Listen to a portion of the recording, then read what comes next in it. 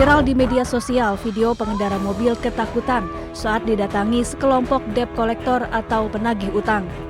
Mobil ini dirampas secara paksa. Adu mulut pun terjadi dan pengendara mobil terus berupaya mempertahankan mobilnya. Sebab mobil ini merupakan mobil rental yang disewa pengendara untuk berwisata. Setelah diselidiki, ternyata aksi gerombolan debt collector salah sasaran. Polisi kemudian menangkap 6 orang debt collector. Sementara akibat kejadian ini, korban terluka di bagian tangan dan cedera kepala. Bersahabat dengan teman-teman perempuannya berangkat menuju ke Semarang.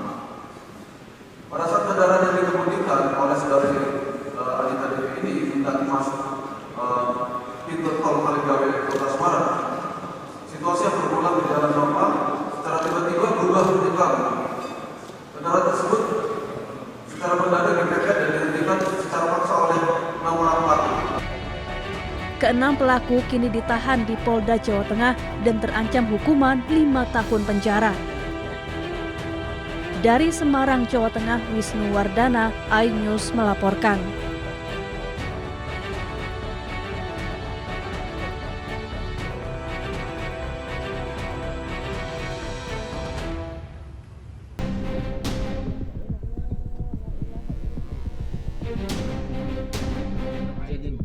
Oknum anggota Brimopolda Maluku, Bribda Masias Yahaya, ditetapkan sebagai tersangka dalam kasus dugaan penganiayaan terhadap seorang siswa madrasah yang berujung maut di Kota Tual.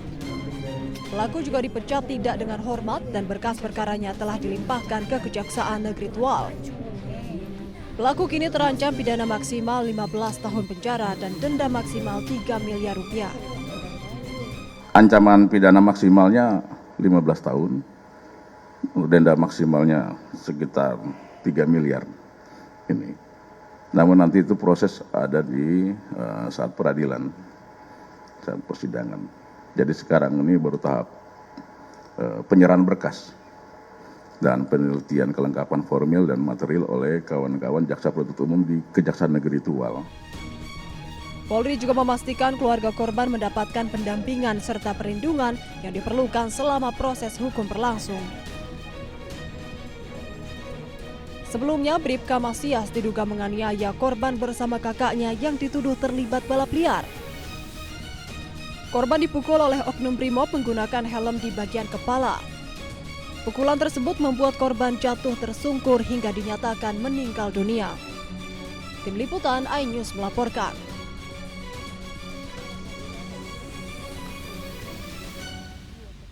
Tunggu-tunggu selama 4 bulan ke belakang nyampe juga. Ini paket bukan sembarang paket, isinya adalah sebuah dokumen yang penting banget yang merubah nasib dan masa depan anak-anakku.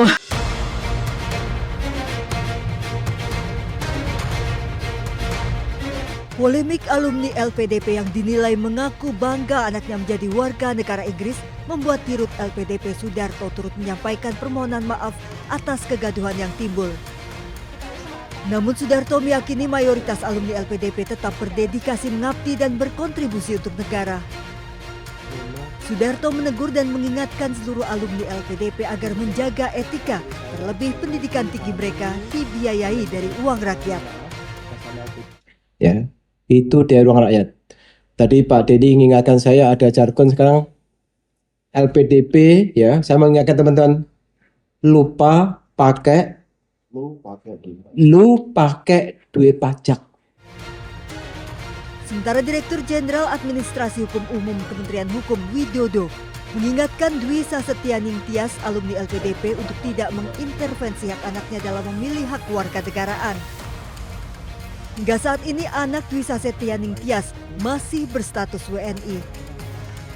Secara aturan peraturan perundang-undangan otomatis yang melekat dalam dirinya karena bapak ibunya adalah WNI, ya dia otomatis menjadi anaknya warga negara Indonesia. Ini yang nanti kita harus tegaskan kembali. Pasalnya Inggris tempat domisili Dwi tidak menganut sistem otomatis berkewarganegaraan berdasarkan tempat lahir, sehingga status tidak otomatis warga negara Inggris meski lahir di sana. Tim Liputan iNews melaporkan.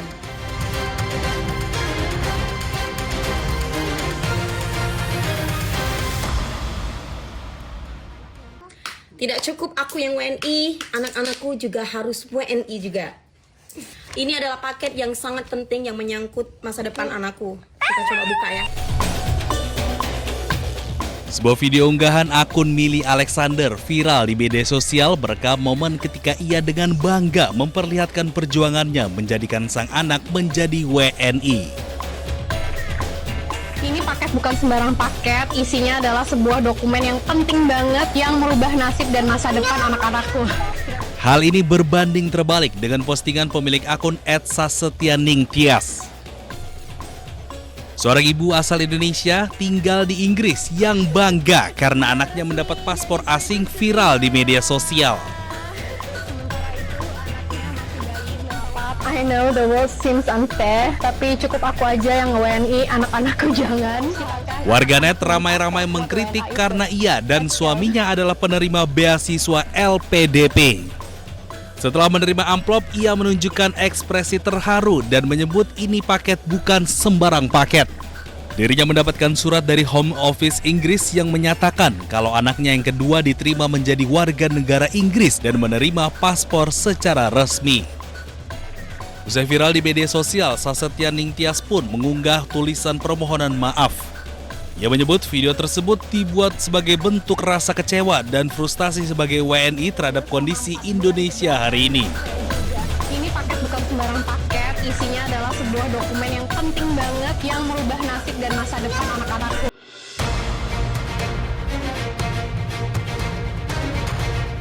Alisa Subandono, aktris yang akrab disapa Ica, tegas membantah dirinya alumni penerima beasiswa dari Lembaga Pengelola Dana Pendidikan. Ia pun menyebut dirinya tidak pernah mendaftar maupun menerima beasiswa LPDP.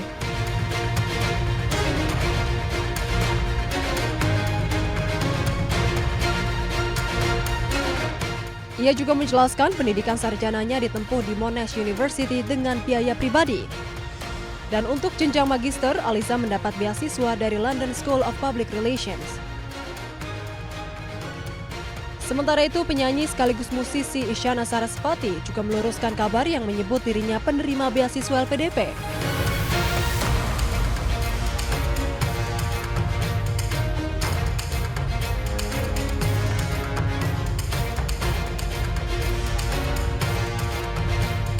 Melalui akun media sosial Instagramnya, Isyana menegaskan bahwa dirinya tidak pernah menerima beasiswa LPDP.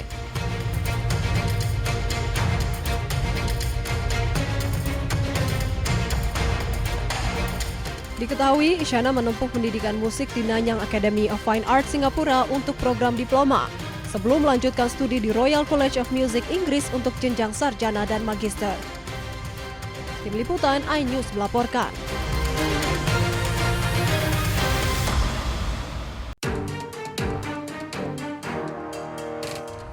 Dua orang advokat bernama Raden Nuh dan Dian Amalia mengajukan uji material atas Undang-Undang Pemilu ke Mahkamah Konstitusi. Keduanya meminta MK melarang keluarga sedarah dari presiden atau wakil presiden menjabat untuk mencalonkan diri sebagai calon presiden ataupun calon wakil presiden. Ketentuan yang digugat adalah pasal 169 Undang-Undang Nomor 7 Tahun 2017 tentang pemilihan umum. Pasal ini memuat persyaratan calon presiden dan wakil presiden. Menurut pemohon, pasal yang ada saat ini memungkinkan hadirnya kontestan pilpres dari keluarga ataupun kerabat presiden dan wakil presiden menjabat, sehingga berpotensi menimbulkan praktik nepotisme. Selain itu, pasal 169 Undang-Undang Pemilu juga dinilai bertentangan dengan Undang-Undang Dasar 1945 dan mengharuskan presiden ataupun wakil presiden menjabat untuk bebas dari konflik kepentingan. Tim Liputan iNews melaporkan.